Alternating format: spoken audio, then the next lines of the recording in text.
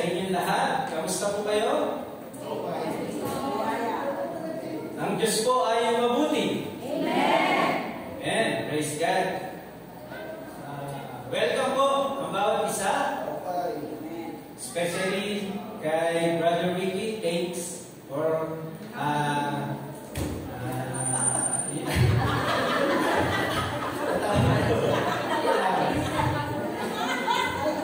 thank you, you come.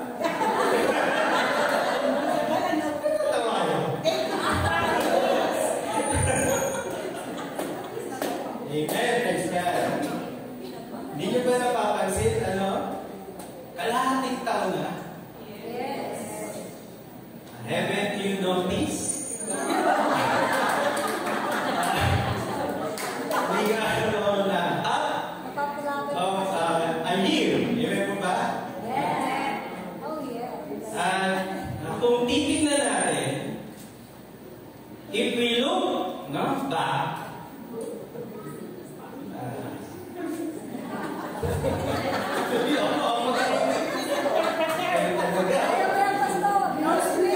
thank you, Sister Mercy. Di ba? Kung titignan natin yung mga nagdaang marami nangyari dumaan sa buhay natin. Amen po ba? Amen. There are many experiences, which come into our life. Amen po ba? Amen. Especially good and bad. My question, does our God was good? Always good. Isipin natin kasi maraming dumating sa buhay natin. Totoo, marami tayong mga problema. Diba? Hindi masaya, di po ba?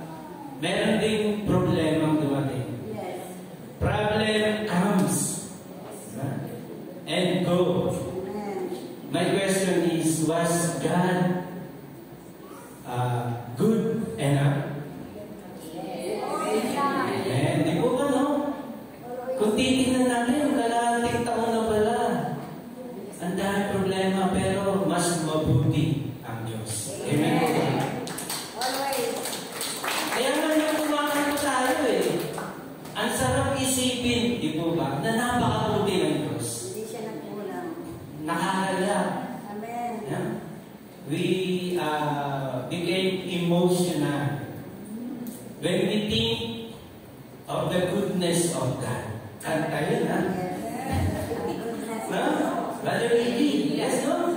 When we think about our life, that God is with us, He is good enough because no one is better from God. Amen po ba? God is only one, no other else. Amen. Amen. Sige, patuloy na po tayo. Ngayon po ay evaluation. At tayo po ngayon ay dadako po sa ating sarili. Self-evaluation. Guru po, pakibalik po muna. Ito po ang ating topic. Self-evaluation. Ibig po sabihin ng evaluation, yung value, titignan po na we will look on the value. Amen? Iba po yung self-examination kaysa dun sa self-evaluation. Self-evaluation meaning to determine the value of oneself by careful appraisal and study. No? We will determine the value of oneself. There is good about yourself. Amen? There is wonderful things about yourself, which is very worthy enough. Amen po ba? Kasi maraming pumupuna sa atin, iba yung pagkaka-evaluate sa atin. Parang yung iba sabi, ikaw ay tatanga-tanga. ikaw ay walang kwenta, ikaw ay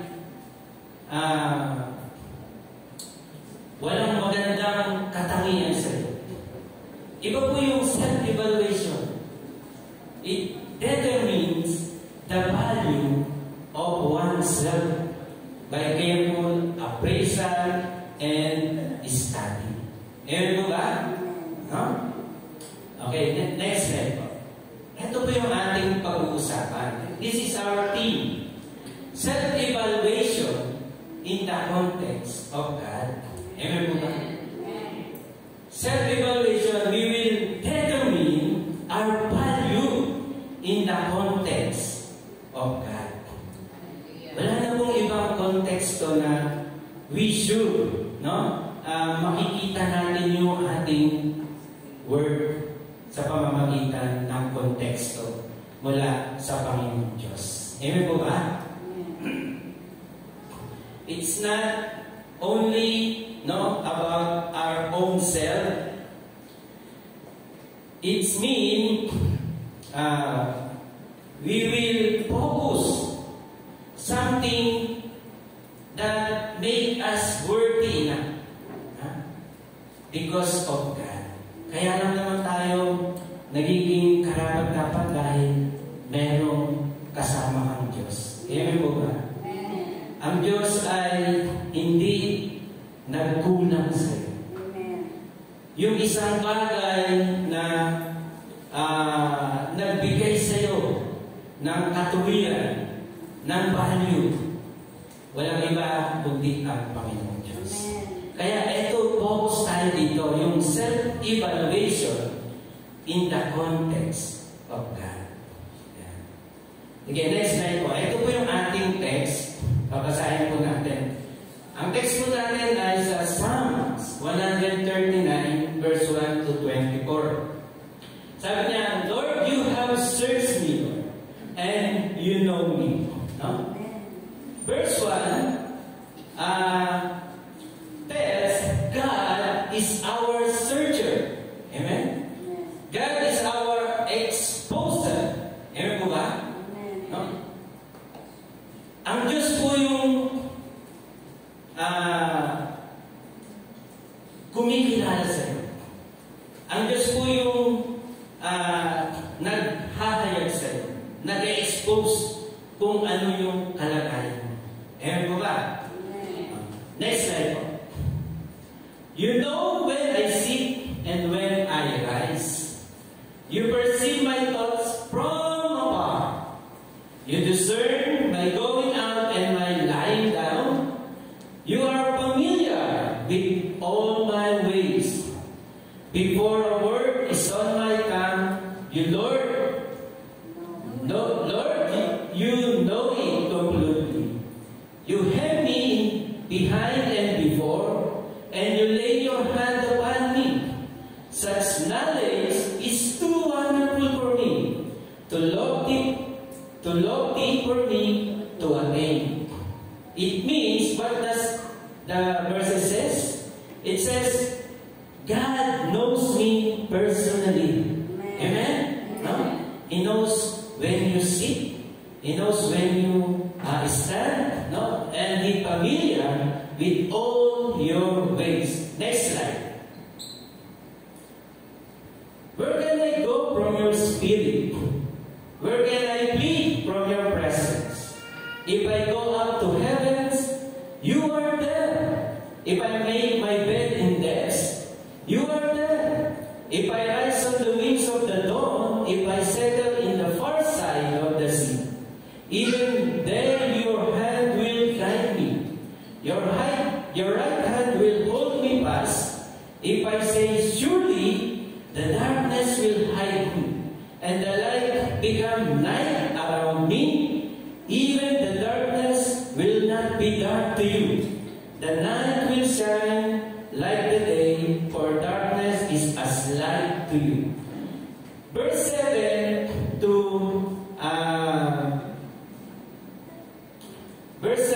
12, the reason why God is our searcher and exposer. Yung keyword, yung Spirit. No? God is Spirit. Ibig sabihin, ang Diyos ay nasa lahat ng dako. Amen po ba? Kaya sabi niya, kahit saan siya naroon, kahit man saan siya pumunta, sigurado ang Diyos ay nandoon. Kahit na ang madilim na bagay, sa Diyos ay parang kagaya din ng araw. Sabi po niya. Kaya nga, saan ako pupunta? Siguradong andun ka, andun lahat, alam mo ang lahat ng bagay, alam mo ang lahat ng ginagawa sapagkat ang Diyos ay Espiritu. Ang kanyang presensya ay nasa lahat ng dako. Amen? No? Alam niya ang lahat, pati ang iyong sarili. Next slide po. For you created me in most being. You knit me together in my mother's womb. I praise you because I am fearfully and wonderfully made. Your works are wonderful. I know that full well. My brain was not hidden from you when I was made in the secret place. When I was woven together in the depths of the earth, for I saw my unformed body. All the days ordained for me were written in your book before one of them came to me. This means, na may mga verses, mabubuo natin sa isang salita, God created me purposefully. Amen? Nilikha ka ng Diyos na meron siyang dahilan. Amen po ba? Next slide po. Pasahin lang po muna natin, mamaya po natin pag-aralan. Verse 17 to 20. How precious to me are your thoughts. God, how vast is the sum of them. Were I to count them, they would outnumber the grains of sand.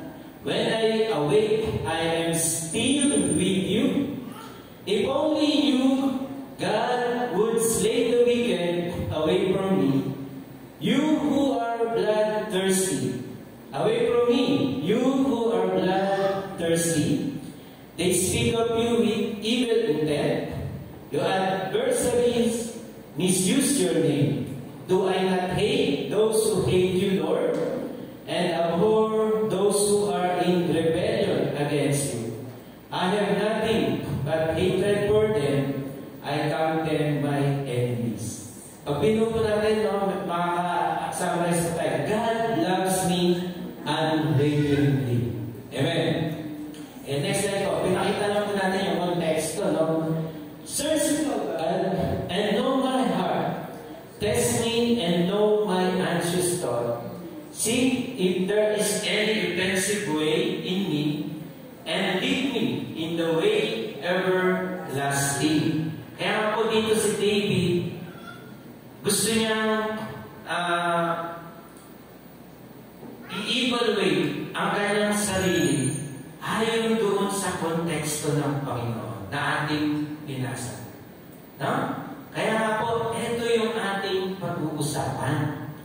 Yung self-evaluation in the context of God.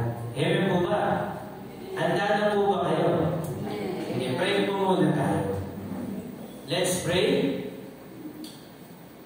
Lord, maraming salamat. Samahan niyo nga po kami, Panginoon. Tulungan mo po kami, Panginoon, Lord, makita ang aming sarili ayon sa iyong pagkakatingin sa amin. Makita namin, Panginoong Diyos, ang aming halaga kung paano mo kami pinakahalaga. Tulungan mo nga po kami, Panginoon. Kayo ang Panginoong Diyos na mag-search ng aming puso.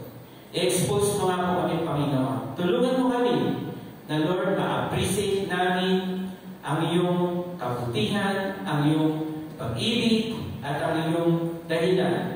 Bakit mo nga po kami, Panginoon Diyos, nilanang.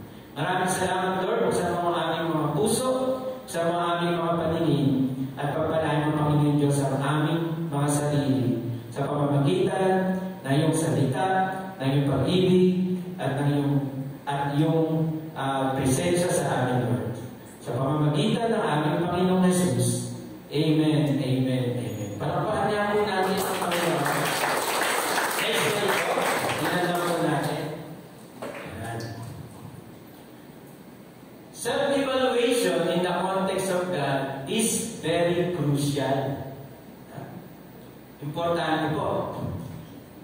To every individual, it is not about ourselves alone. Amen? Tandaan po natin, hindi lang sarili mo yung ating ano. But it highlighted our intimacy with God. And how are we related to Him? Amen? Ha? Na-excite po ba kayo? Sa ating pag-i-evaluate ng sarili natin. Minsan parang ayaw nyo mag-evaluate ng sarili nyo eh. Di ba? Kasi ano ba ang makikita ko sa sarili ko?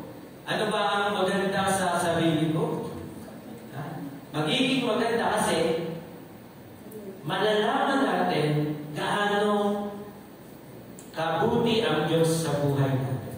Amen? That even our understanding cannot attain it. And only our soul can know it right well, as we can experience in our daily lives. Amen po ba ron? Na hindi kaya abutin ng isip mo. Pero nararamdaman ng puso mo. Nararamdaman sa kaloob-looban mo ng ang kabutihan ng Diyos. Dahil nararanasan mo araw-araw. Amen po ba? Next slide. Sabi po ni Socrates, an unexamined life is not worth living. Tama po ba? Yes. Huwag mo i-evaluate ang sarili mo. Tignan mo kung ano magiging direction mo. Amen po ba? Kaya nga ang church, eto meron na kaming church evaluation. Dahil gusto ng church, ang lakad natin ay yung may pinatutunguhan. Amen? Pero huwag mong i-evaluate ang sarili mo. Sigurado, walang kwenta ang buhay mo. Amen? Sabi, bakit kaya ganito ang buhay ko? Bakit kaya magulo ang buhay ko? Kasi, hindi mo tinitignan kung ano yung mga pinagdaanan mo. Amen po ba? Hindi mo dinidiscover, hindi mo kinikilala kung ano ang nangyayari. Sabi lang po ni Scott Hubbard, an unexamined soul will not go on living. Yan, yung mga kaluluwa natin, kung hindi natin yan susuriin, hindi natin i-evaluate, yan. Hindi natin isi-search kung ano yung nangyari, no? Hindi ma-i-expose. Kaya parang ang hirap mabuhay, hindi mo alam ang gagawin mo. Amen po ba? So, ayun po yung mga sinabi nila. Ano po yan ang ibig sabihin niya? Napakaganda po kasi na makita natin yung ating sarili. No? Na, meron palang Diyos sa buhay ko. To see ourselves being related to God, we may see our worth. Amen? We may see our value and godly image so we can transform and transfigure into God's way of living. Amen po ba? Sa gayon na si-search natin, nalalaman natin kung ano yung ating kahalagayan, nagkakaroon tayo ng makadiyos na kaisipan, nagkakaroon tayo ng makadiyos na hangarin, sa gayon, natututo tayong magbago, natututo tayong mag-isip, at nagkakaroon ng direksyon ang buhay. Amen po ba? Kailangan natin mag-transform. Amen? Doon sa kaloob-looban, importante. At importante rin yung transfigure sa labas. Amen? Kung sa loob lang at hindi na-transfigure sa labas, parang hindi ugma. Kung sa labas lang at wala naman transformation sa loob, parang hindi ugma. Kinakailangan meron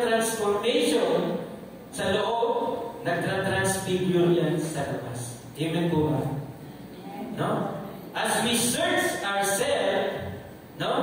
Na ayon doon sa konteksto ng Diyos, we will be encouraged to live according to God's will. Amen po ba?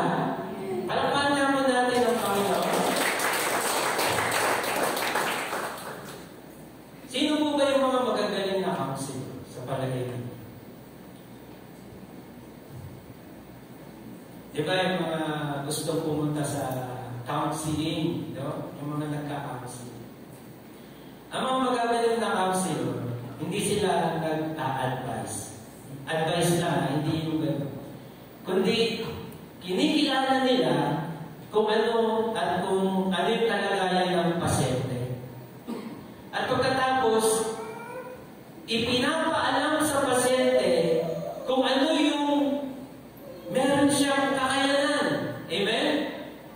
Kung ano yung kanyang strength. Kung ano yung kanyang abilidad. At sa pamamagitan nito, doon niya tutulungan ang tao na to na makarecover. Amen po ba? Kaya pumupunta ng mga counseling eh. Kasi yung iba nagtatago, yung iba nagdi-deny, nahihiya sila. Pero yung mga good counselor, inaalis yung hiya at tinuturuan na mag-expose ng sarili niya doon sa counselor. Amen? Sa gayon, makita yung kanyang abilidad na ito ang kaya mong gawin sa sarili mo, kaya mo yan. Amen po ba? Ganun din sa Panginoon, sa buhay natin. Napaka-importante na makita natin yung ating worthy, yung ating value sa konteksto ng Diyos. Amen? Amen. Sige po. Gusto niyo na po ba? Ha? Sige, nabibitin na po ba kayo? Sige, next slide po, Brother Bird. Ito ba ating outline theme? Self-evaluation in the context of God. God knows me personally. God created me purposefully. And God loves me unwaveringly. Palakpakan mo natin ang Panginoon. Next slide. Undo na po tayo sa una. From verse 1 to verse 6, God knows me personally. Meron pong isang mag-a-apply. At siya po ay magpapa-interview. Di nandun na po siya sa opisina. Tinawag na po yung kanyang pangalan. Mr. Pipito, teka, interviewin ka na namin. Iumupo na si Pipito. Sabi niya. Habang tinatanong po siya, ilang taon ka na? Ay, naku po, 38 years old na po. Ha? Ilan na po, ano na po ba mga experience niyo sa 38 years old niyo? Ay, naku po, ngayon pa lang po ako magtatrabaho. Ano ba yan? Ito ka lang magtatrabaho, 38 years old ka na? Bakit? Ang tanda mo na over age ka na, hindi ka na pwede.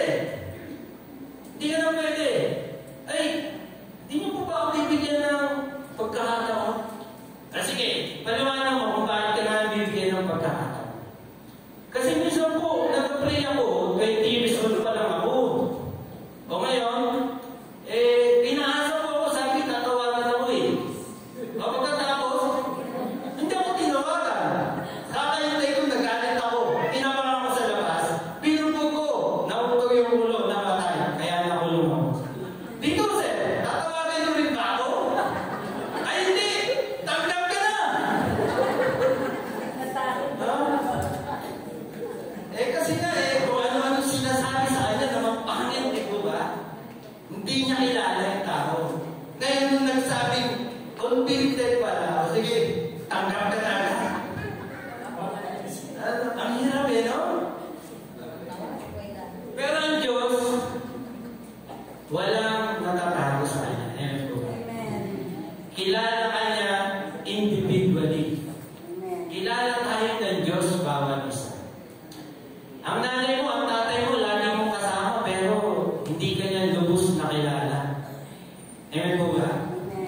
Ano mo yung tatay? Anong birthday mo, anak? tuturo yung nanay mo sa nanay. Siya nanganak dyan. Lubos, hindi natin gaano makilala, no? Kung yung individual. Maaari kilala natin, pero hindi lubusan.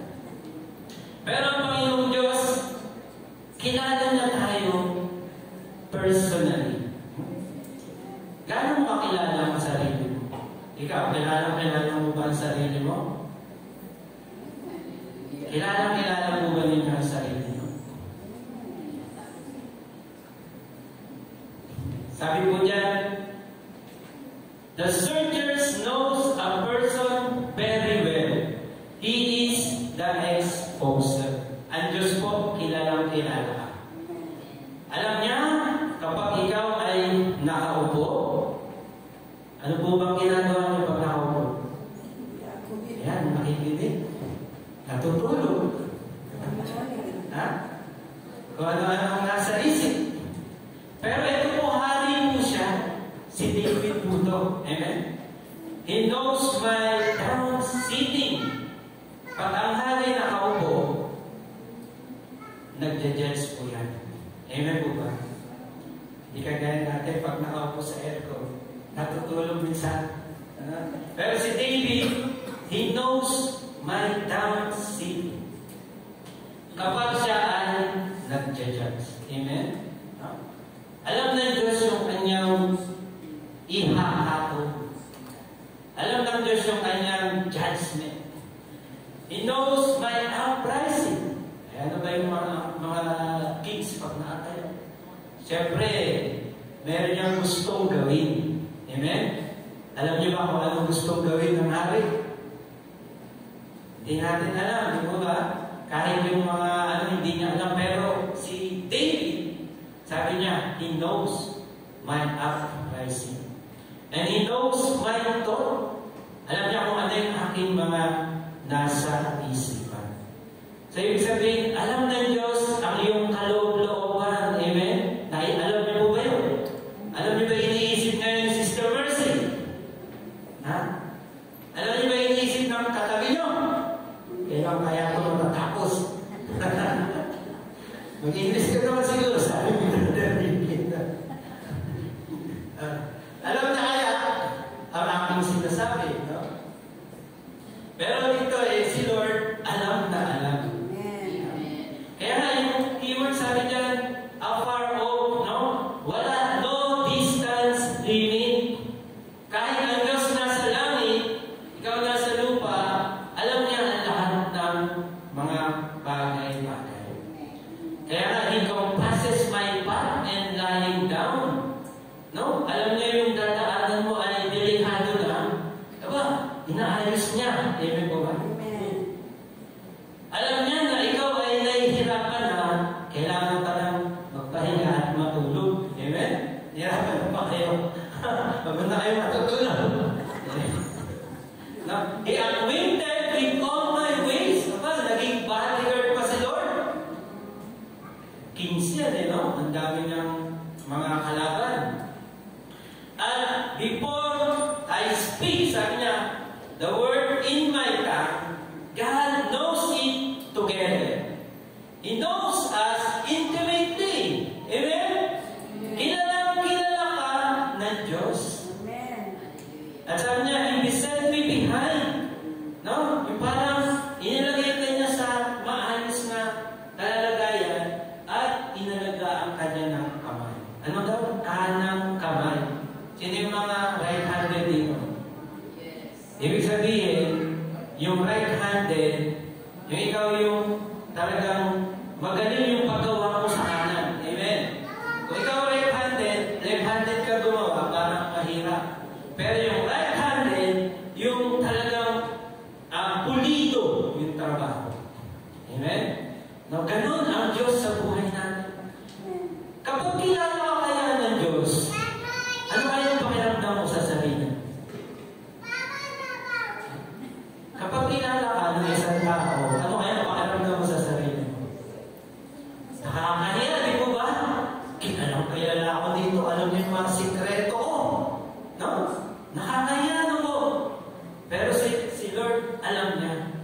Bagamat nakakahiya tayo, andun yung kamay ng Diyos, iniingatan tayo, at tinutulungan tayo. Amen po ba? Amen. Kaya kung ang Diyos ay tao, baka iniwang ka na. Amen? Kung ang Diyos ay kagaya nating tao, baka nilayaw na tayo. Pero salamat, ang Diyos ay mabuti. Kahit kilala ka niya, kahit alam niya ang mga bagay-bagay, hindi ka niya iniiwan. Amen. Palakpakan niya po natin yung Panginoon. Kaya na tingnan mo, no? Yung sarili mo. Siyasatin mo yung sarili mo. Alamin mo yung mga nagdaang panahon. Kung gaano kabuti ang Diyos. Ano po sabi ng Isaiah chapter 46 verse 9? Next slide po, brother. Sabi niya, remember this. Keep in mind. Take it to heart. You rebels. Ano po kasi ito? Yung context ko nito, sa kay Isaiah, yung mga Israelita nandoon sa Babylon. Ano? At sila ay ang hirap ng kalagayan nila. At sabi nila, hindi yata kami kilala ng Diyos. Hindi yata alam ng Diyos ang aming kalagayan. Pero ang hirap ba ng buhay mo ngayon? Ang hirap ba ng kalagayan mo? May problema ka ba ngayon? At naisip mo, hindi yata ito alam ng Diyos. Pero sabi ni Lord, remember the former things. Those who know I am God, and there is no other. I am God, and there is none like me. Ito po ay hindi salita ng papanakit ng kanilang damdamin, kundi pagbibigay ng pag-asa. Gusto niyo pa abot sa kanila ng Diyos sa pamamagitan ng Isaiah kung gaano kabuti ang Diyos, kung bakit buhay pa sila ngayon, at ngayon nandun sila sa makapangyarihang Babylonia na inaalagaan at hindi sila nalupi o namatay. Amen po ba? Tignan mo ang Diyos kung gaano siya kabuti. Tignan mo yung nakaraan mo kung bakit nandiyan ka pa nakaupo. Palakpan mo ang Panginoon. God is good. Amen? Kilala niya ako. Hindi niya ako pinapabayaan. Hallelujah. Praise you. Kaya nga, self-evaluation in the context of God, acknowledge God all-knowing. All-knowing siya. Amen po ba? No? The all-knowing God. And I want to know if God is real. Gusto niyo bang malaman ng Diyos sa buhay mo? Amen. Magkanta ka ng self-evaluation. Amen? Amen. Nagkakantak pa tayo ng self-evaluation. Alam po ninyo, tuwing gabi, pag nagme-meditate ka, no? Habang matutulog ka na, nagpe-pray ka, nagme-meditate ka, ang sarap isipin, napakabuti ng Diyos ng buong araw na yun. Yes. Amen. Ang daming dumating na hindi disgrasya, parang magiging sakuna, mangyayaring masama, pero nakita mo ang kabutihan ng Diyos. Amen? Amen. Amen po ba? Amen. Ha? Kayo, alam nyo no? Alam nyo na. Kaya nga kapag mag-self-evaluate kayo sa konteksto ng Diyos, kilala ka ng Diyos. Alam mo ng Diyos ang mga nangyayari sa iyo. Palakpakan niya po natin yung Panginoon. Next slide po. Gusto niyo po ba? Do you want to know deeper about God? Amen. Yeah. Okay, let's proceed. Next letter. Verse 13 to 16. God created me purposefully. Why is it important to know my purpose? Bakit nga ba kailangan natin malaman? No? Bakit ka nandito sa lupa? Ha? Ano ang dahilan? Bakit meron kang magandang hair? Ha? Bakit may maganda kang ilong? Bakit ang ganda-ganda mo? Sana all. Bakit nga ba? Verse 13, nagsasabi, God is our Maker. Sabi po, He possesses my reign. No? Yung sabihin, God's possession to. yung mga bagay na nandiyan sa'yo ay pag-aari ng Diyos. He covered me in my mother's womb. Akala natin galing tayo talaga sa nanay natin, ano po? Yamang ganun nga. No? Yung sa sinapupunan ng nanay. Pero dito, nagsasabi, tayo ay nagmula sa Diyos. Ginamit na yung sinapupunan ng nanay natin. Amen po ba, no? Amen. Sabi, He possesses my reign. My reign, He covered me in my mother's womb. Kaya ka nabuhay dahil ang Diyos ang gumawa sa'yo. Amen? Amen. Doon ka lang hiningatan doon sa womb ng iyong magulang. So, God is our Maker. Verse 14. Our connection to God. Ito yung nasasabing connection natin sa Diyos. Ano po? Yung soul natin. Sabi po ron, hindi natin gaano alam sa isipan. No? Pero mararamdaman natin sa ating kaluluwa, sa ating puso, sa ating budhi, na ang Diyos ang gumawa sa atin. Amen po ba? Amen. Bakit natin nalalaman? Hindi nga natin siya nakikita. Hindi nga lubos natin maisip ang tungkol sa Kanya. No? Kulang ang ating isip, pero meron kang soul, meron kang kaluluwa. Sabi nga, and man become a living soul because God breathed, no, in His nostril. Amen po ba? And a man became a living soul. Ayun po, kaibahan natin sa hayop. No? Meron tayong connection sa Diyos. Amen po ba?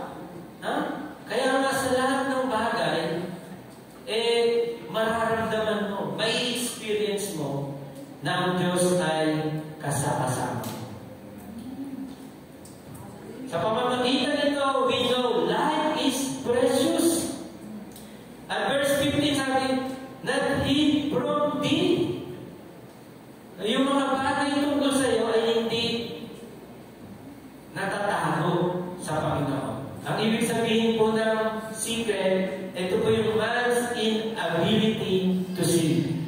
No, hindi mo malaman kung ano yung kaya mong gawin. Hindi mo tatanto ka, hindi mo pa nahahanap, nakikita, pero alam na ng Diyos yun.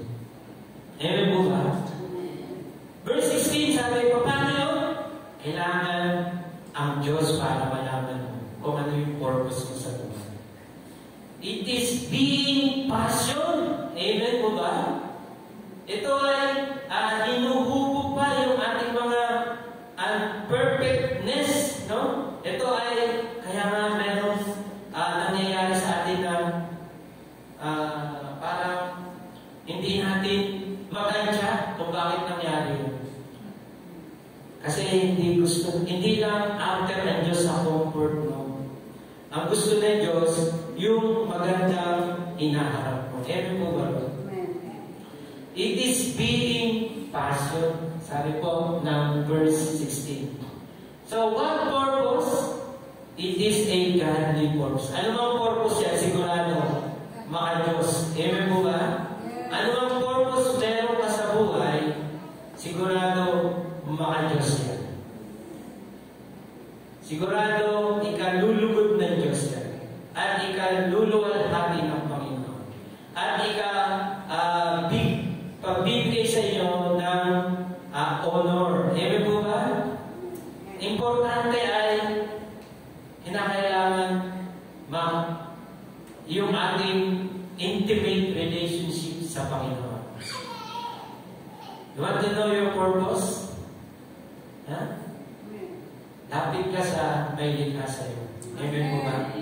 Sabi ni Lord, matatagpuan niyo kung hahanapin niyo ako ng buong puso. Amen po ba? Hindi knowledge. Amen? Maraming matatalino, hindi natatagpuan ng Diyos. Diba? Maraming magagaling, hindi natatagpuan ng Diyos. Ano sabi? Para sa kanila, ang mensahe ng cross ni Kristo ay kahangalan.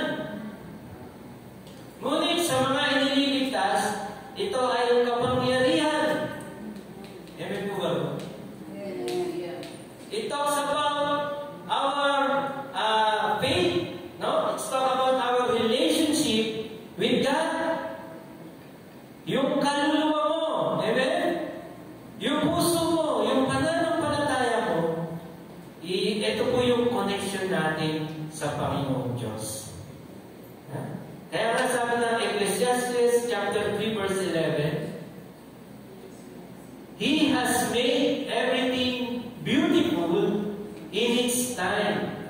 He has also set eternity in the human heart. Inilagay ng Diyos sa puso mo. No, yung kawalang hanggan. Yet no one can fathom what God has done from beginning to an end. Subalit, sabi po ng Bible, taglay nyo ang Espiritu ng Panginoong Jesus at ang kanyang kaisipan. Amen po ba? Sa gayon, you can know your purpose. Amen? Ha? Ang binuhay na kayo at kayo ay meron ng relationship sa Panginoon. Di natin alam, baka yung purpose na yan ay kaligtasan para sa iba. Amen po ba? Kung purpose na yan ay maghahati sa buhay o kawalang hanggan. Means you are blessed. Amen po ba? Amen. Ha? Amen. Naiintindihan po natin, ano ba yun dito? Nilikha ka na punong-puno ng pagpapala ng Diyos. Kaya mahirap yung i-evaluate mo yung iba, no? Na wala nang mangyayari sa'yo. Isang na-evaluation natin, wala nang pag-asa. Wala na talaga. Hindi. You are blessed to bless others. Amen po ba? Meron akong nadaanan sa cellphone. Sabi niya, bakit ang punong mangga, lahat ng puno namumunga, pero hindi nila kinakain? Nakita ka naman ng mangga kumakain ng mangga? Ha? Nakakita ka na ng santol na kumakain ng santol? Wala, di ba? Ikaw rin. Ibig sabihin, tayo ay nilalang ng Diyos para pagpalain ang iba. Our connection to each other. Amen? No? Talapan na mo natin. Ano ang purpose na? Sigurado makabulos. At makapagbigay kaluwalhatian sa Panginoon. No? Praise God. Hallelujah. Talapan natin muli ang Panginoon. Next slide.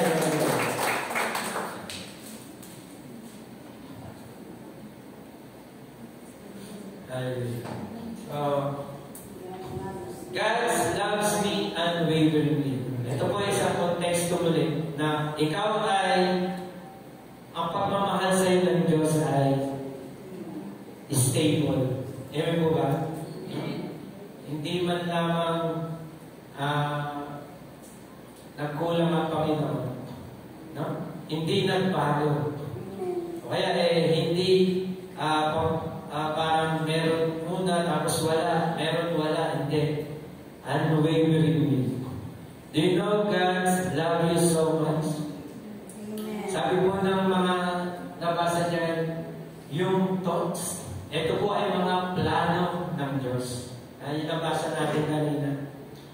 Ang kaisipan daw ng Diyos sa atin ay higit na sindami pa ng mga buhangin sa dagat. Amen. Isipin po ninyo, yung mga magagandang plano ng Diyos sa atin, sindami pala ng higit, no?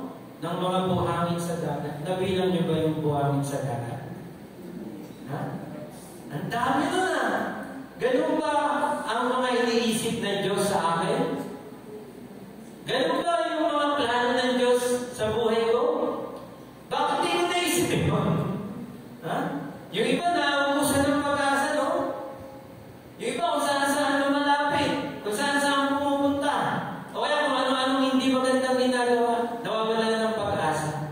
Pero sabi rito ni Alan David, no, your mga plano mo, yung pag-iisip mo sa akin, ay higit pa sa dinami ng buhangin sa dagat. Plans to fulfill plans. Amen? No? Yung mga plano na pinaplano ng Diyos para mangyari yung mga plano na yun. Ang ganda. Marami tayong plano sa buhay. Gusto natin magaganda. Amen po ba? Pero na parang nahihinto at nalilihis. Pasalamat tayo kasi alam ng Diyos ang mabuti sa iyo. Amen po. Alam ng Diyos ang mabuti sa atin. Plans to fulfill judgment. Someday, may mga tao kasi na hindi pa, ang saya-saya nila, nakakagawa sila ng mali, di ba? At lalo na, ikaw, no, Christian, ay, wow, talaga namang nilalagay ka sa alanganin at talagang gusto mong gantihan, pero alam mo, may plano ng Diyos. Pero nakikita mo, saya-saya nila, nagtatagumpay sila. Ikaw, ang lungkot-lungkot mo. Sabi ng Panginoon, plans to fulfill judgment. Darating sa araw, ahatulan sila ng Panginoon. Amen? Sabi ni David. Plans to fulfill fellowship. Ang gusto ni David ay talikuran yung mga bloodthirsty men. At yung mga gumagamit, no, nagdalaig sa pangalan ng Panginoon. Nagpaplano ng Diyos na minsan ikaw ay makasawa niya. Amen po ba? Maka-fellowship niya. Kaya yung praise po dyan, still with thee. Ibig sabihin, si Hari David, siguro sa kakabilang niya, ng magagandang plano ng Diyos sa buhay niya, yung mga magagandang ginawa ng Diyos sa buhay niya, nakatulong. No? Pag hindi kayo makatulong, magbilangin niyo yung mga kabutihan ng Diyos. Siguro hindi kayo makatulog. Ang dami. Pero sabi niya nung nagising siya, I am still with thee. Ibig sabihin, andun yung pag-ibig ng Diyos ay nananatili. Amen? Kinatulugan niya na, pag-ising niya, nararamdaman niya pa yung pag-ibig ng Panginoon. Means unwaveringly and everlasting. So God's intended goal for us is to be a partaker of His glory. Amen po ba? No? Darating yung araw doon sa mga pinaplano ng Diyos, makakasama niya tayo sa kanyang kalwalhatian. Ayaw niyo po ba yun? Ayun po ba yung mga naiisip niyo? Na darating ang araw, makakasama tayo sa kalwalhatian ng Panginoon. Kaya nga po, merong justification. Iligtas tayo ng Panginoon Diyos sa ating mga kasalanan sa panginoon ng Panginoong Jesus. At may sanctification, tayo ay kanyang kinuha, no? At inilipat sa kanyang kaharian. At meron darating tayo yung glorification. We want us to be with Him in life everlasting. Next slide, brother. Sabi ko ng Hebrews 2:14. Next, pakibalik po. Sabi na, since the children have flesh and blood, He too shared in their humanity, so that by His death, He might break the power of Him who holds the power of death, that is the devil. No? Dito po sa self-evaluation ni David, nakita po niya na ang ganda ng plano ng Diyos sa tao. Dahil kilala ng Diyos, nakilala tayo ng Diyos na mapapahamak, may kasalanan, no? Malalagay sa alanganin, kailangan tagapagligtas. Ito po ang Hebrews chapter 2 verse 14. Since the children have flesh and blood, He too shared in their humanity, so that by His death, He might break the power of Him who holds the power of death, that is the devil. Amen po ba? No, nakita natin no, ang plano ng Diyos sa atin. Next slide, brother. Hebrews 3:14. We have come to share in Christ if indeed we hold our original conviction firmly to the very end. Kailangan stable ka rin. No? Ang pag-ibig ng Diyos ay stable. Kailangan yung faith mo stable din. Amen? Yung original, yung nagsimula pa nung una, nung nakilala mo si Lord. Sana hindi nagbago. If we hold our original conviction firmly to the very. So si Jesus ay nagkatawang tao upang ang tao ay maging nakita mo yung sarili mo, no? Problemado ka. Pero nakita mo rin yung pag-ibig ng Diyos sa atin. Binigay niya si Jesus.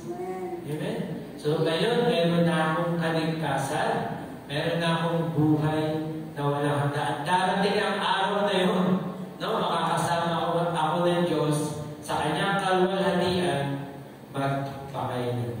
Malapan niya po na lang po. Hindi mo alam masaya? Pinakita yung dati yung buhay. Ngayon, pinakita yung pag-ibig ng Diyos sa inyo. Next time, Brother Bird. Kaya conclusion na tayo. Praise the Lord.